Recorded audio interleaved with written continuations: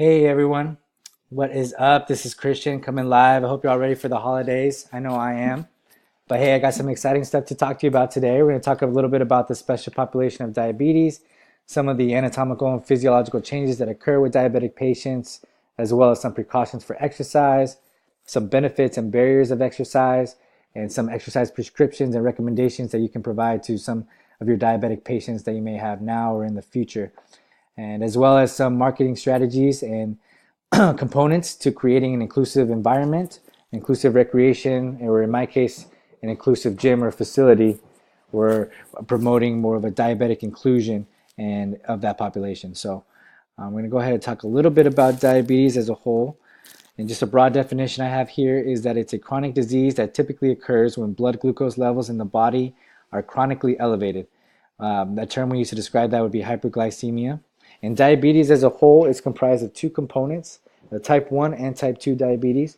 The type 2 diabetes is going to be the more common one, makes up actually about 90% of all diabetes diagnoses, while type 1 diabetes is more of an autoimmune condition where the body is actually self destroying the beta cells that are produced in the pancreas that are responsible in secreting insulin and helping keeping blood glucose regulation in check. So as you can see from the negative feedback loop picture I have here, we could see just how the relationship between the alpha cells that secrete glucagon and the beta cells that secrete insulin, and kind of that balancing of converting the extra glucagon to glycogen in the liver, and just how insulin kind of brings it down and regulates that blood glucose when there's a increase or a decrease in the stimulus for blood glucose regulation. So a big thing why I chose this population, a big reason other than it being a major health epidemic now, is that it's affecting previous and current generations of my family, where I see, a bunch of family members showing pre-diabetic symptoms, as well as my grandmas that have been undergoing dialysis the last several years. Is a big reason why I wanted to gain more knowledge on the subject, to kind of just be able to create short-term and long-term wellness plans to help in reversing some of the side effects of diabetes, as well as just creating knowledge and creating awareness in people and sharing that knowledge with other people to help in promotion of corrective care and maintenance of people that are currently diagnosed with diabetes. So that's the main reason why. So let's go ahead and talk a little bit more now about the anatomical and physiological changes and precautions of diabetes exercise. So some of the major anatomical and physiological changes that occur with diabetic patients are increased systemic conditions, so retinopathy or conditions or disorders concerning the eye, any with the retina, nephropathy concerning the kidneys, neuropathy, obviously concerning more with the nervous system and specifically the peripheral and autonomic nervous system. Peripheral concerning more with the lower extremities and more of the nerves, the sensory nerves, so more paresthesia, numbness, tingling in the lower extremities. And the autonomic is more concerned with dealing with the nerves that deal with the organs. So the organs of the digestive system, the cardiovascular system, stuff like that. And then also angiopathy, which is any disorders or conditions concerning blood vessels. So any arteries, veins, capillaries are all going to be under angiopathy. And more of the common conditions are going to be cardiovascular diseases, respiratory infections, chronic hypertension, stroke, gallbladder, and liver disorders, which the liver is actually the only organ that possesses glucagon receptors, which I found very interesting. And as well as pregnancy issues, gum disease, and in very extreme cases, you can see cases of rheumatoid arthritis, blindness, and even amputation in some cases, specifically in the lower extremities. In the body. So definitely a lot of major concerns when dealing with diabetes. I never really knew how much, in depth of how much of all the side effects and disorders, if it's not properly maintained and controlled, and seeing just where it can go is obviously very eye-opening. So some of the precautions for exercise, the main thing here is just checking the blood glucose levels. Anything under 100 milligrams, you want to give a carbohydrate source of a snack or a fruit, any juice, something to kind of just promote those blood glucose and elevate it. Anywhere in between the range of 100 to 250 is a proper for any physical activity or exercise. Proper footwear that promotes healthy circulation. Again, a big thing now is some of the diabetes socks that kind of cover the knee.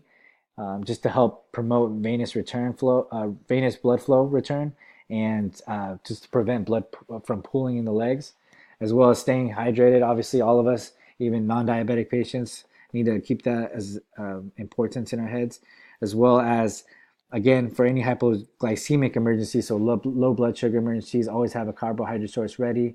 And specifically for me, if I wanted to promote a gym or facility that had a lot of diabetic patients, I would require them to wear, medical identification tags or bracelets, just to help with any emergency preparedness, in case anything happens.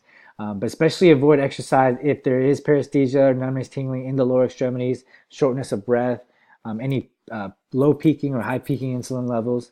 Again, especially if you're going to work out for extended periods of time, just to make sure that you constantly monitor, probably every 30-45 minutes, of blood glucose levels. Make sure they're not dropping below that 70 mg mark.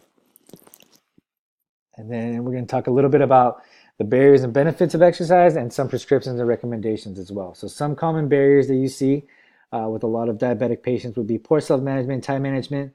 Kind of goes a little bit for everyone, but chronic pain, this is kind of an important one, as it's kind of a catch-22 for these patients, because this population, because of so many years of atrophy and that sedentary lifestyle, that kind of has now caused that chronic pain, which is causing them to not want to work out because they have pain. So it's kind of that catch-22 going on right there.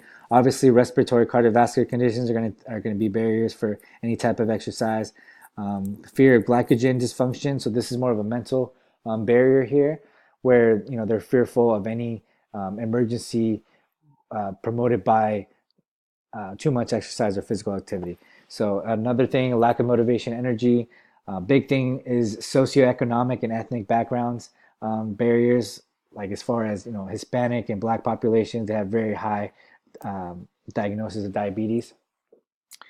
And as well as, I think the biggest things here is the lack of access to exercise facilities or equipment, not having a workout partner or a trainer, kind of lacking that exercise knowledge.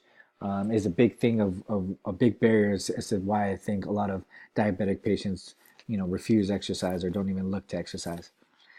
Some benefits, pretty straightforward. It's just reduced risk of cardiovascular diseases, every other type of vascular disorder and condition. Reduce the needs for diabetes medications, which is awesome. We see an improved insulin activity and sensitivity, and we see improved glucose tolerance, which is the main thing here, is that we're trying to promote through physical activity, through exercise, is to promote that glucose tolerance again and increase that insulin activity and sensitivity. That's the most important thing. So if we can see that when we through exercise, we know that it's working, and it's just a progression from there. So obviously, improved mood, well-being, the endorphins, neurotransmitters being released. It's going to help with weight management, metabolism, all that stuff. Reduce systemic conditions and disorders such as nephropathy, neuropathy, or retinopathy. So all the ones that were discussed earlier, as well as, again, cardiovascular, respiratory, and anti-inflammatory properties, which is a huge thing. Chronic inflammation is the cause for a lot of disorders and conditions that we have today. So, and here, I know it looks like a lot of words, but we'll get through it real quick. It's a little bit about exercise prescription and recommendation. So basically, in general, all diabetic patients, whether type 1 or type 2, they're all gonna benefit somewhat from exercise. The biggest thing that you want to look at is, although exercise could be beneficial, it can also be an extra stressor on the body, especially for some diabetic patients with angiopathy. So just the glucose in the blood kind of forcing those blood vessels to expand can cause extra problems for someone if they try to do some physical activity, and just exercise, if they're not used to it, can cause more stressors, and it could be actually worse for them than beneficial. And any type of exercise, cardiovascular or strength training, should always be preceded with 5 to 10 minutes of warm-ups.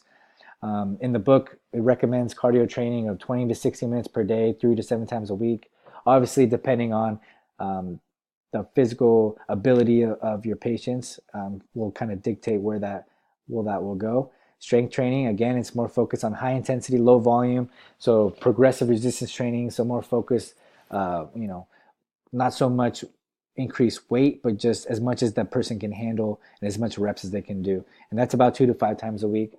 And then a big quote that I like, that I wanted to read here, what I got from the book was recommendation of strength and cardiovascular training is safe and should be integrated in every diabetic patient's recovery plan in efforts to reduce total cholesterol, lower blood pressure, and possibility for improved glucose tolerance. So again, the biggest thing here is glucose tolerance. You're trying to kind of create and bring back that proper relationship with blood glucose regulation in the body.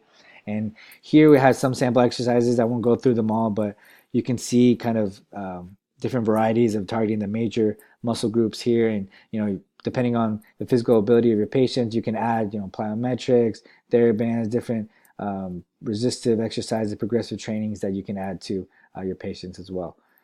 All right. And then the last section here we're going to talk about is creating, again, that inclusive program, that inclusive recreation environment where people, specifically for the diabetic population. So here I wanted to create for myself a gym or facility, and what I would have personally myself is but intake forms for all members and participants, liability waivers as well that kind of are coming from the doctors, either chiropractors, physical therapists, medical doctors, whatever staff I had would do the assessments and clear participants for physical activity before they were actually allowed to go do any type of exercise in the gym. So obviously having that medical clearance and having emergency readiness throughout every room in the gym or in the facility is definitely an importance to have here. The gym facility that I would have would be more of a prehab, consisting of modalities, therapists, trainers, and doctors, just kind of incorporating and integrating all different aspects of health practitioners here.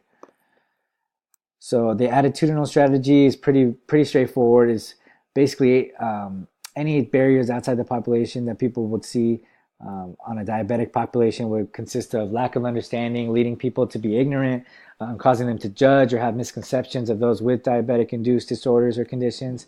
I was one of those as well, not having enough information before to really understand diabetes and some of the fatal side effects that comes with it as well if it's not maintained properly. So here next we have the marketing strategy. Marketing strategy would consist of free physical activity consultations for all new potential members. Again, so free assessment. I would do this through advertisement, through brochures, pamphlets, word of mouth, referrals, social media now obviously is a big thing. Anything to get a steady clientele before a release, a grand release date.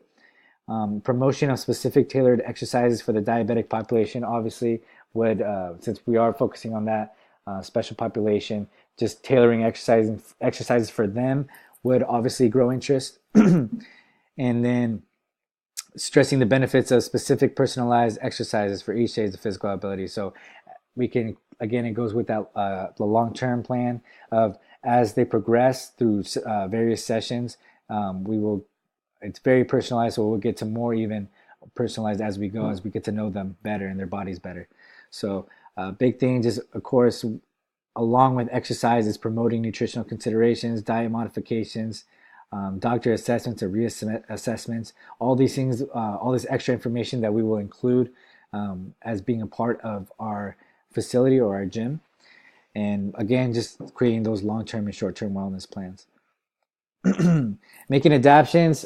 Here, obviously, we want to go with the concept of universal design. So try to bring and include all aspects and all different special populations. Here, like for example, this picture of a wheelchair accessible, shoulder press machine, for example, is a great thing. Just creating separate areas of different physical activities for different levels of physical ability is awesome. Vision or hearing, so creating bright colors or equipment with loud timers to notify patients or trainers when exercises are finished. And again, just making sure all the equipment can be modified. And then lastly, we have program management issues. We have the program fees, so G codes, everything as far as packages, monthly, yearly packages. Site selection, make sure it's a 1-story. If it's 2 stories, make sure there's accessible with elevators, and then easy parking for any geriatric transportation or any type of diabetes patients we have coming in. And then behavior management.